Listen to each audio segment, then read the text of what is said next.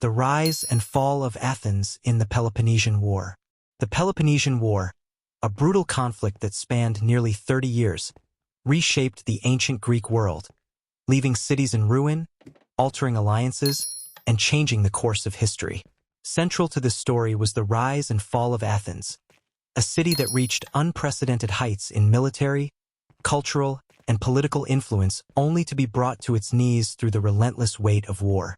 Part 1. The Golden Age and the Ambitions of Athens. Before the outbreak of war, Athens basked in what would be known as its Golden Age. After the Persian Wars, Athens rose as the leader of the Delian League, an alliance initially established to defend against Persia. As the leader of the League, Athens amassed wealth, built a powerful navy, and expanded its influence across the Aegean Sea. Under the visionary leadership of Pericles, Athens transformed into a beacon of art, philosophy, and democracy. Temples like the Parthenon adorned the city's skyline, and thinkers such as Socrates, Hippocrates, and Sophocles flourished within its walls. But with power came ambition. Pericles believed Athens could build an empire that would rival even the greatest of ancient powers. As Athens began to exert control over its allies, demanding tribute and punishing dissent, resentment grew among the other Greek city-states. Sparta, a longtime rival with its own Peloponnesian League, watched Athens rise with mounting suspicion. Where Athens stood for democracy and naval prowess, Sparta embodied discipline, militarism, and land dominance. The stage was set for a conflict of ideologies as much as armies. Part 2. The first phase of the war, 431 to 421 BCE. Archidamian War. The Peloponnesian War erupted in 431 BCE when the Spartan king Archidamus led his army into Athenian territory, sparking the first phase of what would become a prolonged struggle. Athens, under Pericles' leadership, adopted a defensive strategy, choosing to withdraw its citizens within the city walls and avoid direct land confrontations with the Spartan hoplites, who were unmatched on the battlefield. Instead, Athens relied on its navy to raid Spartan territories and keep supply lines open, bringing in food and resources from overseas. However, life within the walls grew increasingly difficult as the population swelled and disease began to spread. In 430 BCE, a devastating plague struck Athens, killing nearly a third of its population, including Pericles himself. This loss left Athens vulnerable and weakened, yet the city's spirit remained unbroken. After years of stalemate and intermittent battles, both sides agreed to a temporary truce in 421 BCE, known as the Peace of Nicias. However, this peace was short-lived, for neither side had truly abandoned its ambitions. Part 3. The Sicilian Expedition and the Turning Point. In 415 BCE, Athens embarked on one of the most ambitious and disastrous military campaigns in its history, the Sicilian Expedition. Led by the charismatic general Alcibiades, the Athenians sought to conquer the island of Sicily, specifically targeting the city of Syracuse. Alcibiades argued that by expanding into Sicily, Athens could secure resources and territory to strengthen its position against Sparta. However, the campaign quickly went awry. Alcibiades was recalled to Athens on charges of sacrilege and defected to Sparta, revealing Athenian strategies to his new allies. The Spartan-backed forces in Syracuse fought fiercely, and Athens was soon mired in a protracted siege. The Athenian fleet, already stretched thin, suffered heavy losses as it attempted to break through the Syracusan defenses. Finally, in 413 BCE, the Athenian forces in Sicily were utterly defeated, with nearly the entire fleet destroyed and thousands of soldiers killed or captured. The Sicilian expedition marked a critical turning point in the Peloponnesian War. Athens, once thought invincible, had lost a significant portion of its military strength. Sparta, emboldened by Athens' failure, took the opportunity to renew its assault with newfound vigor. Lysander, a brilliant Spartan commander, would soon enter the scene, determined to deliver the final blow. Part 4. Lysander and the Collapse of Athens. Lysander understood that the Athenian navy was the key to their resilience.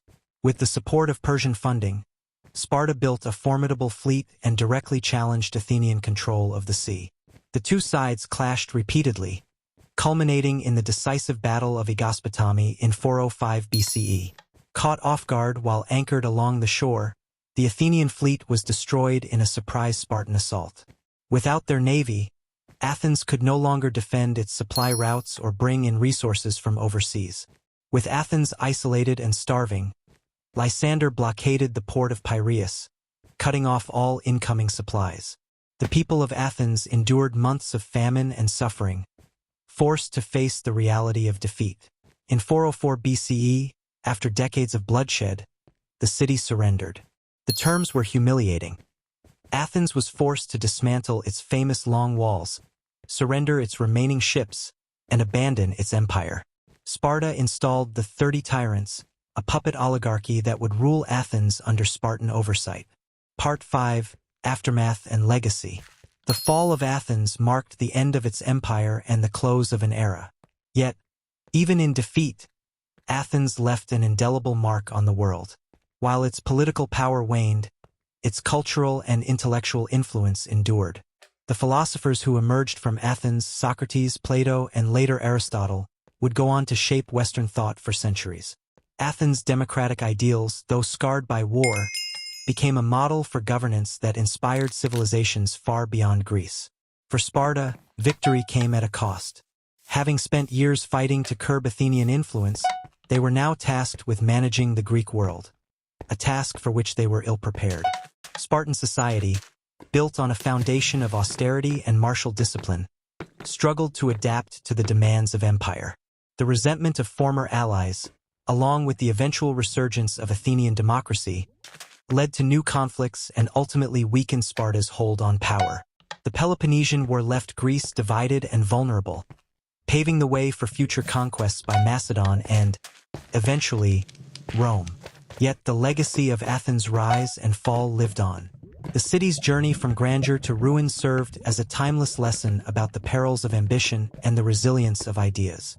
Athens may have fallen on the battlefield, but its spirit endured, a testament to the power of art, knowledge, and the human will to rebuild.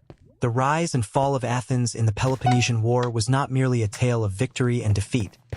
It was the story of a city that reached for greatness and paid the ultimate price, leaving behind a legacy that would echo through the annals of. The Peloponnesian War left Greece deeply scarred, with Athens' fall marking the end of one of history's most celebrated golden ages. For nearly 3 decades, the Greeks had fought each other, their cities reduced to ruin, and their alliances shattered. What remained was a fractured landscape, where the glory of ancient Greece was replaced by hardship and instability. Even in defeat, Athens maintained its cultural brilliance, serving as a beacon of intellectual thought and artistic innovation. The years following the war saw the emergence of philosophers like Plato, a disciple of Socrates, who established the academy, an institution that would train minds for centuries. Through Plato's teachings, Athens continued to inspire with ideas of justice, ethics, and governance, concepts that would come to shape Western philosophy. The Athenians, after expelling the oppressive rule of the 30 Tyrants, gradually restored their democracy, albeit in a weakened form. The scars of war remained, but the spirit of resilience persisted. Over the next several years, Athens rebuilt its institutions and re-established its democracy, providing a model for future civilizations on the values of political participation and civic responsibility. The memory of the Peloponnesian War and the dangers of overreach served as a cautionary tale, underscoring the importance of balance, both in ambition and governance. The burden of victory, Sparta's decline. While Sparta emerged victorious, the victory proved hollow. Their rigid social structure, designed for a small, isolated state focused solely on military discipline, was ill-suited for the demands of governing an empire. The Spartan economy, which relied heavily on enslaved helots, faltered as resources were drained by efforts to maintain control over former Athenian territories. The task of keeping the Greek world in order grew increasingly complex, as former allies grew restless and began to resent Spartan rule. Sparta's authority was further weakened by the Corinthian War, 395 to 387 BCE, a conflict spurred by former Athenian allies and Persian forces who sought to curb Spartan dominance. The once mighty Spartan state, stretched thin and facing opposition from all sides, found itself struggling to maintain control. Within a few decades of the end of the Peloponnesian War, Sparta's influence would dwindle, leaving a power vacuum in Greece. The rise of Macedon and the end of Greek independence. The Peloponnesian War left the Greek world weakened and divided, setting the stage for the rise of a new power, Macedon.